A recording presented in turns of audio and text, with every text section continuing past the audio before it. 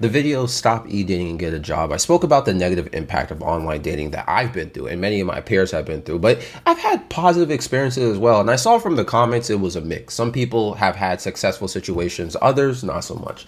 I mentioned in the older videos that I've met some of my partners. I think actually I've met most of them. And it was never a poor experience in person.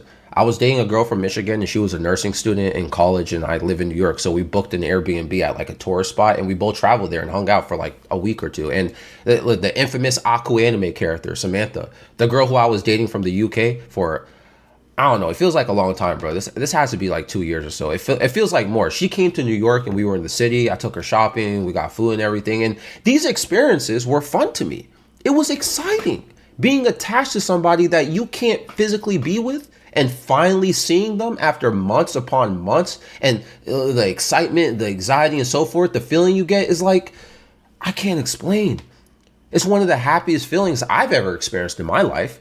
And these experiences though, what I learned from it is that, like those two examples I just mentioned, those two relationships only started off as something genuine. Like I've never joined an e-dating server or some form of whatever, like I was just doing my thing. And whatever happened to be in my space happened to be in the space. And then we spoke, started hanging out, we got to know each other. And then it became what it became. I was never like, let me go find someone to date online. Like, what's this e-dating server? Like, bro, what I've noticed as well, and even some of my friends who had successful e-dating stories, and some of them, they've been on like e-dating servers and stuff like that. And also, when I say successful, okay, because I don't want to get the terminology mixed up here. Successful as in, not like they got married and live happily ever after, but it wasn't just some sort of simple online attachment, right? It became a real physical experience where it wasn't just, quote, e-dating anymore.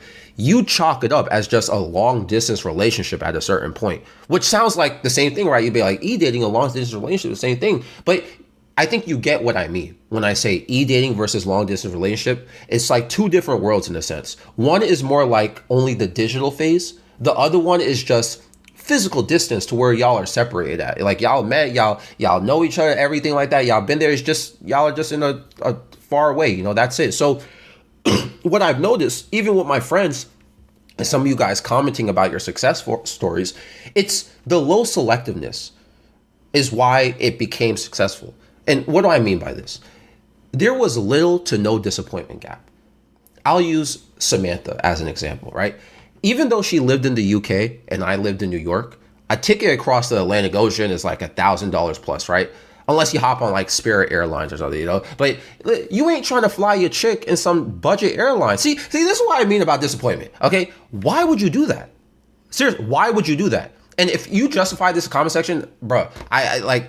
This is probably why, it's not working out. You know what I'm saying? Like, if y'all are long distance and you guys decide to both invest into plane tickets, I'm not saying you just spend $1,000 for it. Listen, y'all better merge some money together. You know what I'm saying? This is a group experience here, okay? So, but if you guys both invest into plane tickets because you guys are going to meet in person, why would you make that experience the most cheap and lame experience? Like, why would you do that? What is wrong with you? This is like, yo, let's go to Puerto Rico. Actually, forget, let's go to Cancun. Drink some coquito and hang out on the beach and chill. Let's do that. You know what I'm saying? Let's for a vacation. And let's say you decide to go to Cancun, but all you're eating is ramen noodles because you're cheap. Like, why are you even here? Why go on vacation just to sit in a hotel and eat noodles? Sorry, I'm going on a tangent, but like that's disappointing. This conversation shouldn't even be about e-dating, to be honest. This is just being about being a good partner in general. But anyway, Samantha and I, we would invest in plane tickets, right? And so she can fly over and hang out for a few weeks or so, right? But that's not possible for a lot of people. If it's not possible, that's the disappointment, especially when you try to make it seem like it is. Like, here's another one. At that time period in my life when I was with her, my social life was still on the internet. I had very to little real life social experience, and I also worked from home, so I had no reason to leave the house, okay? So I'm home all day. So it was very easy for me to constantly chat on Discord. So you know how disappointing it would be though if I wasn't socially accessible and we were long distance? That's disappointing, right? Especially when you commit to somebody and then you're not socially available. That ever happened to you? Or that ever someone ever do that to you? Like, but luckily for me, I was always able to play games. I was able to voice chat, you know what I'm saying? And the gap of disappointment was so little between us that the problem the problem with a lot of online relationships, the disappointment gap is so big because the fantasy is more appealing than the reality. If y'all don't have disposable income or job flexibility or the same communication bandwidth, listen, y'all don't have to be rich, okay? Some people just don't have the bandwidth to communicate enough. It's cooked for y'all. And there's even things people don't think about, like sensory disappointment. You can love someone's voice on Discord or whatever, their face, like you love the selfies they take, whatever, their intellect or mind. You might like talking to this person and everything on Discord. But if you're in person with them, they could be weird as hell. They could smell funny, they could stink, they could be more snappy in person, or they'll completely shut down in social groups or interactions in real life. People be 10 times more social online, but in real life, they'll be hermits. And that could totally ruin it for you. So my suggestion is to do your best to minimize that disappointment gap. If you're going to e-date, if you plan to do this, or you've been doing this, or you find yourself constantly in failures, or you had a really bad experience, you got to think about that disappointment gap point I'm making. Like, I knew Samantha was very shy. She's even shy in voice chat. She's shy on FaceTime. She's shy with everything. She literally will have nobody added on Discord or Steam but me, which is also like me too. I prefer being very isolated. That's why I don't like having too many people on Steam or Discord. I don't even like that, you know what I'm saying? So when I met her in person, guess how she was? Same thing. She was super shy. So it wasn't like, this is weird, she's awkward. Nope, wasn't like that. I don't even feel like there's anything bad about e-dating, honestly, unless you start trying to accommodate yourself to the fantasy like I mentioned. Like, you're busy entertaining something that is too distracting because you don't want disappointment. That's what happens. And which is why the previous video, what I mentioned, it was titled, Stop E-dating and Get a Job, Bro. You're too busy focused on this. You don't want to be disappointed. You don't want to be disappointed so bad that you're busy trying to change your whole lifestyle up for this e-dating situation. And the truth of the matter is, y'all just going to disappoint yourselves. And when I said low selectiveness earlier in this video, low selectiveness, it essentially means you got to have the fullest transparency. If you're broke, admit it early. All right. If you're busy or on the grind, don't promise someone that you'll be texting or you'll be socially available or accessible. If you're a homebody, like you like being at home, don't pretend you like going out and traveling. You don't want to go for a hike. That's just not your thing. You know what I'm saying? Et cetera, et cetera, et cetera. The list can go on and on. Some people are more infatuated with the romantic attachment than the compatibility. They just want somebody there to be romantically attached to. It's the reality of the situation is not going to be the same. Once you focus more on the lifestyle compatibility, the disappointment gap shrinkens. And then it becomes something more real. And then you can enter the next stage of the relationship. Look, people break up all the time, by the way. People break up even after being compatible, right? You can have the smallest disappointment gap, but then y'all break up. People break up, like I said, even when it's small. And that could just happen because people's lives change. Remember I talked about, if you're broke, just admit it early. Okay, you're broke, then you get a job. And now you're in front of people, and now you're busy. So now your communication accessibility starts to get cut down.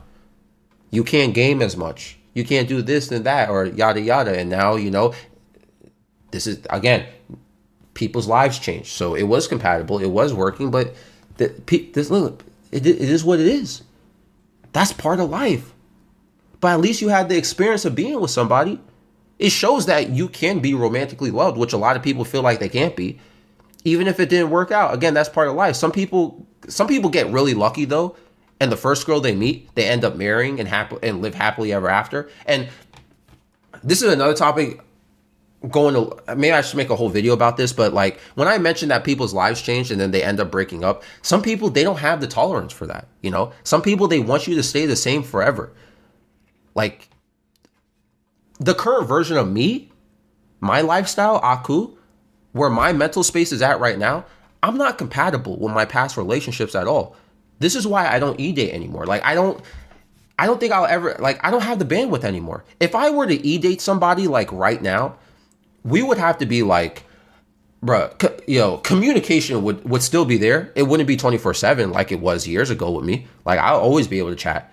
We wouldn't be able to game. I don't even play online games anymore, bro. Like I told you, only time I hop on a game, record footage.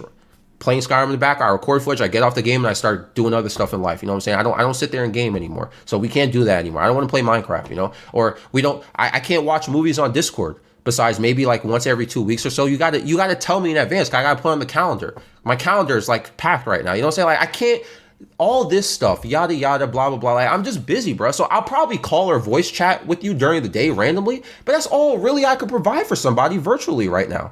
My life is just not at that point anymore. So these are the things to consider too if you're aiming for something successful. And some people, they can't respect that as well. They can't respect like, oh, so this person's busy, so now I'm more worried about like I need affection, I need attention, so they changed on me, or they're different now, or they don't love me anymore, and yada yada. And then and then people break up. And again, that's just part of life. You got to check that out early too. You got to see how your e-dating partner reacts when you're not there as much as and when something changes. I forgot how the saying goes. Judge a man by how they adapt. Saying like, I forgot. I'm probably going to kill that goal. Anyway, ask yourself though. Ask yourself, will this relationship work if your life changes? If your whole lifestyle changes right now, right? Is this thing going to work? If you're talking to a girl right now, even in real life, like, it's going to work if once I get on my grind or once whatever I'm working for works out, and be for real with it. It's hard to think about it if you are very attached to them, but sometimes you can't be selfish. You can't be selfish. We're like, okay, I want this affection, I want this romantic attention, but I'm not, even though I know like once things change, I can't be there with this person, but I want this affection so badly, I'm just going to still keep pursuing it. I think that's selfish, but I mean, I don't know. What do you guys think? This episode is found on Spotify and YouTube. I'm out.